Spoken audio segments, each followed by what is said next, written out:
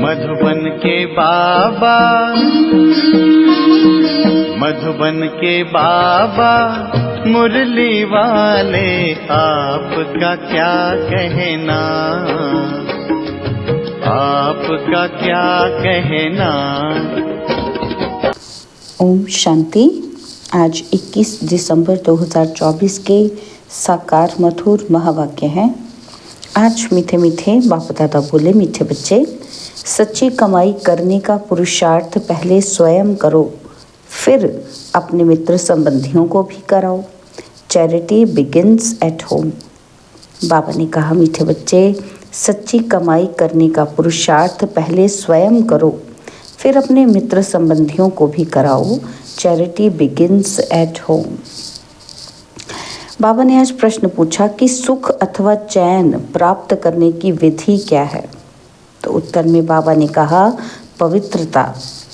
जहाँ पवित्रता है वहाँ सुख चैन है। बाप पवित्र दुनिया सत्युग की स्थापना करते हैं, वहाँ विकार होते ही नहीं। जो देवताओं के पुजारी हैं वह कभी ऐसा प्रश्न नहीं कर सकते कि विकारों बिगर दुनिया कैसे चलेगी।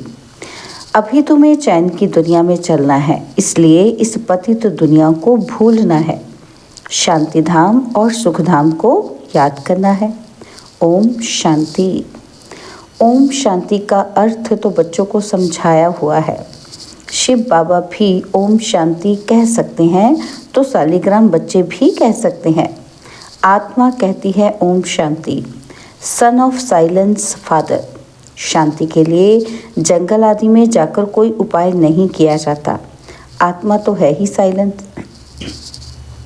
फिर उपाय क्या करना है, यह बाप बैठ समझाते हैं। उस बाप को ही कहते हैं कि वहाँ ले चल जहाँ सुख चैन पावें। चैन अथवा सुख सभी मनुष्य चाहते हैं, परंतु सुख और शांति के पहले तो चाहिए पवित्रता। पवित्र को पावन, अपवित्र को पतित कहा जाता है। पतित दुनिया वाले पुकारते रहते हैं कि आकर हमको पावन दुनिया में ले चलो। वह है ही पतित दुनिया से लिबरेट कर पावन दुनिया में ले चलने वाला। सतयुग में है पवित्रता और कलयुग में है अपवित्रता। वह वॉइसलेस वर्ल्ड और यह विशेष वर्ल्ड। यह तो बच्चे जानते हैं कि दुनिया वृद्धि को पाती रहती है। सतयुग वॉइसलेस वर्ल्ड है तो ज़रूर मनुष्य थोड़े होंगे। वह थोड़े कौन होंगे? बरोबर सतयुग में देवी देवताओं का ही राज्य है। उसको ही चैन की दुनिया अथवा सुख धाम कहा जाता है। यह है दुख धाम। दुख धाम को बदल सुख धाम बनाने वाला एक ही परम पिता परमात्मा है। सुख का वर्षा जरूर बाप ही देंगे। अब वह बाप कहते हैं, दुख धाम को भूलो, शांति धाम और सुख धाम को याद करो। इसको ही मनमना भव कहा जाता है। बाप आकर बच्चों को सुख धाम का साक्षात्कार कराते हैं, दुख धाम का विनाश कराए शांति धाम में ले जाते हैं। इस चक्र को समझना है। 84 जन्म लेने पड़ते हैं। जो पहले सुख धाम में आते हैं उन्हों के हैं 84 जन्म। सिर्फ इतनी बातें याद करने से भी बच्चे सुख धाम के मालिक बन सकते हैं। बाप कहते हैं, बच्चे शांति धाम को याद करो और फिर वर्षे को अर्थात सुख धाम को याद करो। पहले पहले तुम शांति धाम में जाते हो तो अपने को शांति धाम ब्रह्मांड का मालिक समझो। चलते फिरते अपने को वहाँ के वासी समझेंगे तो ये दुनिया भूलती जाएगी। सतयुग है सुख धाम, परंतु सभी तो सतयुग में आ नहीं सकते। यह बातें समझेंगे ही वह जो देवताओं के पुजारी हैं। यह है सच्ची कमाई जो सच्चा बाप सिखलाते हैं। बाकी सभी है झूठी कमाइयाँ। अविनाशी ज्ञान रत्नों की कमाई ही सच्ची कमाई कही जाती है। बाकी विनाशी धन दौलत वह है झूठी कमाई। द्वापर से लेकर यह झूठी कमाई करते आए हैं। इस अविनाशी सच्ची कमाई की प्रारब्ध सतयुग से शुरू हो त्रेता में पूरी होती है, अर्थात आधा कल्प भोगते हो, और फिर बाद में झूठी कमाई शुरू होती है, जिससे आधा यानी कि अल्पकाल क्षण भंगुर सुख मिलता है। यह अविनाशी ज्ञान रत्न ज्ञान सागर ही देते हैं। सच्ची कमाई सच्चा बाप कराते हैं। भारत सचखंड था, भारत ही अब झूठखंड बना है। और खंडों को सचखंड झूठखंड नहीं कहा जाता। सचखंड बनाने वाला बादशाह ट्रुथ वह है। सच्चा है एक गॉडफादर, बाकी हैं झूठे फादर। सत्युग में भी सच्चे फादर मिलते हैं, क्योंकि वहाँ झूठ पाप होता ही नहीं। यह है ही पाप आत्माओं की दुनिया और वह है पुण्य आत्माओं की दुनिया। तो अब इस सच्ची कमाई के लिए कितना पुरुषार्थ करना चाहिए। जिन्होंने कल्प पहले कमाई की है वही करेंगे।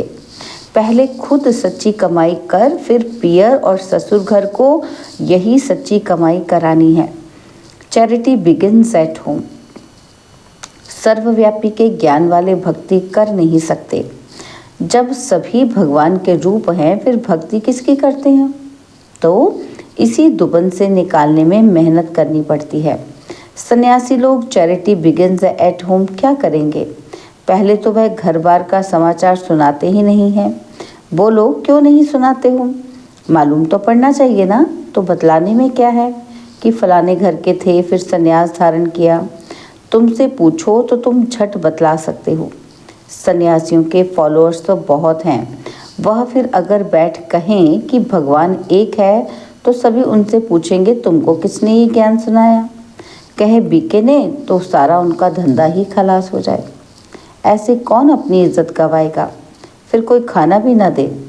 इसलिए सन्यासियों के लिए तो बहुत मुश्किल है। पहले तो अपने मित्र संबंधियों आदि को ज्ञान दे सच्ची कमाई करानी पड़े, जिससे वे 21 जन्म सुख पावे। बात है बहुत सहज, परंतु ड्रामा में इतने शास्त्र मंदिर आदि बनाने की भी नूंद है। पतित दुनिया में रहने वाले कहते हैं अब पावन दुनिया में ले चलो। सत्य को 5000 वर्ष हुए, उन्होंने तो कलयुग की आयु ही लाखों वर्ष कह दी है। तो फिर मनुष्य कैसे समझें कि सुख धाम कहाँ है, कब होगा। वह तो कहते हैं महाप्रलय होती है तब फिर सत्युग होता है। तो पहले पहले श्री कृष्ण अंगूठा चूसता सागर में पीपल के पत्ते पर आता है। अब कहाँ की बात कहाँ ले गए हैं। अब बाप कहते हैं ब्रह्मा द्वारा मैं सभी वेदों शास्त्रों का सार सुनाता हूँ, इसलिए विष्णु की नाभि कमल से ब्रह्मा दिखाते हैं और फिर हाथ में शास्त्र दे दिए हैं। अब ब्रह्मा तो ज़रूर यहाँ होगा, सूक्ष्म वतन में तो शास्त्र नहीं होंगे ना। ब्रह्मा यहाँ होना चाहिए। विष्णु लक्ष्मी नारायण के रूप भी तो यहाँ होते हैं। ब्रह्मा ही सो विष्णु बनता है और फिर विष्णु सो ब्रह्मा बनता है। अब ब्रह्मा से विष्णु निकलता है या विष्णु से ब्रह्मा निकलता, ये सब समझने की बातें हैं। परंतु इन बातों को समझेंगे वह जो अच्छी रीति पढ़ेंगे। बाप कहते हैं जब तक तुम्हारा शरीर छूटे तब तक समझते ही रहेंगे। तुम बिल्कुल ही 100% बेसमझ कंगाल बन पड़े हो। तुम ही समझदार देवी देवता थे, अब फिर से तुम देवी देवता बन रहे हो। मनुष्य तो बना ना सके, तुम सो देवता थे फिर 84 जन्म लेते लेते एकदम कलाहीन हो गए हो। तुम सुखधाम में बहुत चैन में थे, अब बेचैन हो। तुम 84 जन्मों का हिसाब बता सकते हो। इस्लामी, बौद्धि, सिख, ईसाई, मठ, पंथ सब कितना जन्म लेंगे, यह हिसाब निकालना तो सहज है। स्वर्ग के मालिक तो भारतवासी ही बनेंगे। सैपलिंग लगती है ना, यह है समझानी। खुद समझ जाए तो फिर पहले पहले अपने माता पिता भाई बहनों को ज्ञान देना पड़े। ग्रस्त व्यवहार में रहते कमल फूल समान रहना है। Charity begins at home. पियर घर ससुर घर को नॉलेज सुनानी पड़े। धंधे में भी पहले अपने भाइयों को ही भागीदार बनाते हैं। यहाँ भी ऐसे हैं। गायन भी है कि कन्या वह जो पियर और ससुर घर का उद्धार करे। अपवित्र उद्धार कर नहीं सकते, तब फिर कौन सी कन्या। यह ब्रह्मा की कन्या ब्रह्मा कुमारी है ना, तो यहाँ अधर कन्या कुंवारी कन्या का मंदिर भी बना हुआ है ना। तो यहाँ तुम्हारे यादगार बने हुए हैं। हम फिर से आए हैं भारत को स्वर्ग बनाने के लिए। यह देलवाड़ा मंदिर बिल्कुल एक्यूरेट है, ऊपर में स्वर्ग दिखाया है। स्वर्ग है तो यहाँ ही, राजयोग की तपस्या भी यहाँ ही होती है। जिनों का मंदिर है उनको ये जानना तो चाहिए ना। अब अंदर जगत पिता, जगत अम्बा, आदि देव, आदि देवी बैठे हैं। अच्छा, आदिदेव किसका बच्चा है? शिव बाबा का। और अधर कुमारी, कुंवारी कन्या सब राजयोग में बैठे हैं। बाप कहते हैं मन मना भव, तो तुम बैकुंठ के मालिक बनोगे। मुक्ति, जीवन मुक्ति धाम को याद करो। तुम्हारा यह सन्यास है। जैनी लोगों का सन्यास कितना डिफ़िकल्ट है। बाल आदि निकालने की कितनी कड़ी रस्म है। यहाँ तो है ही सहज राजयोग। यह है भी प्रवृत्ति मार्ग का। यह ड्रामा में नूंद है। कोई जैन मुनि ने बैठ अपना नया धर्म स्थापन किया, परंतु उसको आदि सनातन देवी देवता धर्म तो नहीं कहेंगे ना। वह तो अब प्रायलोप है। कोई ने जैन धर्म चलाया और चल पड़ा। यह भी ड्रामा में है। आदि देव को पिता और जगत अम्बा को माता कहेंगे। यह तो सब जानते हैं कि आदि देव ब्रह्मा है। आदम बीबी, एडम ईव भी कहते हैं। क्रिश्चियन लोगों को थोड़ा ही पता है कि ये एडम ईव अब तपस्या कर रहे हैं। मनुष्य सृष्टि के सिजरे के यह हेड है। यह राज भी बाप बैठ समझाते हैं। इतने मंदिर शिव के व लक्ष्मी नारायण के बने हैं तो उनकी बायोग्राफी को जानना चाहिए ना। तो यह भी ज्ञान सागर बाप ही बैठ समझाते हैं। परमपिता परमात्मा को ही नॉलेजफुल, ज्ञान का सागर, आनंद का सागर कहा जाता है। यह परमात्मा की महिमा कोई साधु संत आदि नहीं जानते। वह तो कह देते परमात्मा सर्वव्यापी है, फिर महिमा किसकी करें। परमात्मा को न जानने के कारण ही फिर अपने को शिवोहम कह देते हैं। नहीं तो परमात्मा की महिमा कितनी बड़ी है। वह तो मनुष्य सृष्टि का बीज रूप है। मुसलमान लोग भी कहते हैं कि हमको खुदा ने पैदा किया, तो हम रचना ठहरे। रचना का वर्षा नहीं दे सकते। क्रिश्चियन को क्रिएटर से वर्षा मिलता है, इस बात को कोई भी नहीं समझते। वह बीज रूप सत्य है, चैतन्य है। सृष्टि के आदि मध्य अंत का उनको ज्ञान है। सिवाय बीज के आदि मध्य अंत का ज्ञान कोई मनुष्य मात्र में हो नहीं सकता। बीज चैतन्य है तो ज़रूर नॉलेज उनमें ही होगी। वही आकर तुमको सारे सृष्टि के आदि मध्य अंत का नॉलेज देते हैं। यह भी बोर्ड लगा देना चाहिए कि इस पाक को जानने से, इस राज को जानने से तुम सतयुग के चक्रवर्ती राजा अथवा स्वर्ग के राजा बन जाएंगे। कितनी सहज बात है। बाप कहते हैं जब तक जीना है मुझे याद करना है।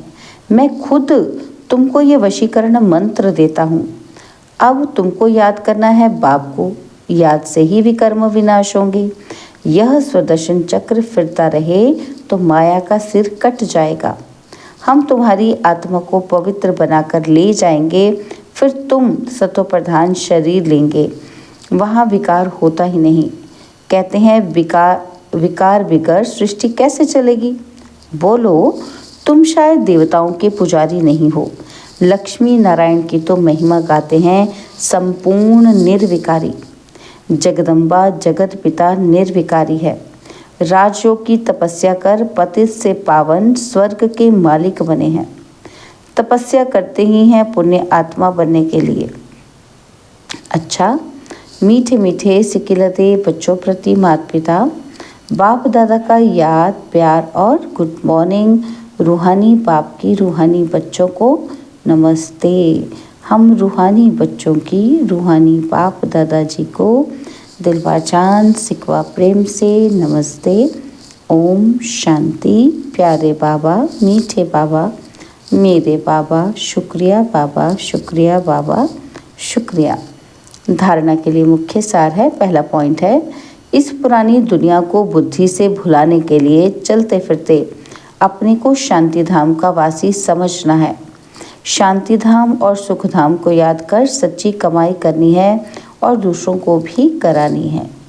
और सेकंड पॉइंट है, राजयोग की तपस्या कर स्वयं को पुण्य आत्मा बनाना है। माया का सिर काटने के लिए स्वदर्शन चक्र सदा फिरता रहे। बाबा ने आज वरदान दिया, संपन्नता द्वारा सदा संतुष्टता का अनुभव करने वाले संपत्तिवान भव। संपन्नता द्वारा सदा संतुष्टता का अनुभव करने वाले संपत्तिवान भव। स्वराज्य की संपत्ति है ज्ञान, गुण और शक्तियाँ। जो इन सर्व संपत्तियों से संपन्न स्वराज्य अधिकारी है वह सदा संतुष्ट है। उनके पास अप्राप्ति का नाम निशान नहीं। हद की इच्छाओं की अविद्या, इसको कहा जाता है संपत्तिवान। वह सदा दाता होंगे, मंगता नहीं। वे अखंड सुख शांति में स्वराज्य के अधिकारी होते हैं। किसी भी प्रकार की परिस्थिति उनके अखंड शांति को खंडित नहीं कर सकती। स्लोगन है, ज्ञान नेत्र से तीनों कालों और तीनों लोकों को जानने वाले मास्टर नॉलेजफुल हैं। ज्ञान नेत्र से तीनों कालों और तीनों लोकों को जानने वाले मास्टर नॉलेजफुल हैं। ओम शांति।